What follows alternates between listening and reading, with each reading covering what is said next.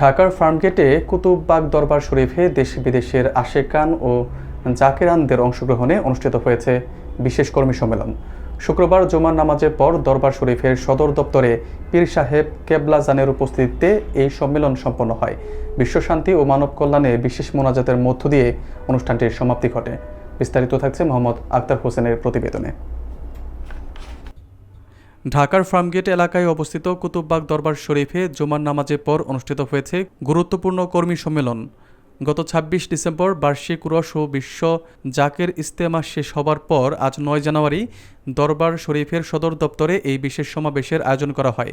সম্মেলনে যোগ দিতে দেশের বিভিন্ন প্রান্ত থেকে আশেকান ও জাকেরানরা দরবার শরীফের মুর্শিদ কেবলা শাহ সুফি হজরত মাওলানা সৈয়দ জাকির শাহ নকশবন্দির ডাকে সাড়া দিয়ে একত্রিত হন।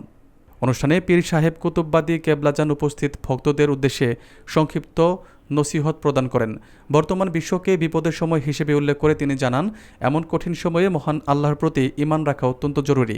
তিনি সবাইকে বেশি বেশি আল্লাহর জিকির এবং ৫ ওয়াক্ত নামাজের পর তরিকতের ওজিফা আমল করার পরামর্শ দেন। এছাড়া অন্তরে নবীজির প্রতি ভালোবাসা রাখা, বাবা মায়ের যথাযথ খেদমত করা এবং প্রতিবেশীদের সাথে সুসম্পর্ক বজায় রাখার তাগিদ দেন।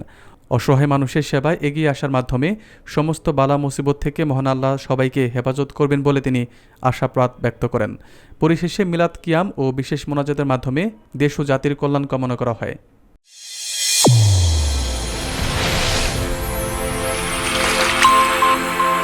চ্যানেল A1 হৃদয়ের স্পন্দন।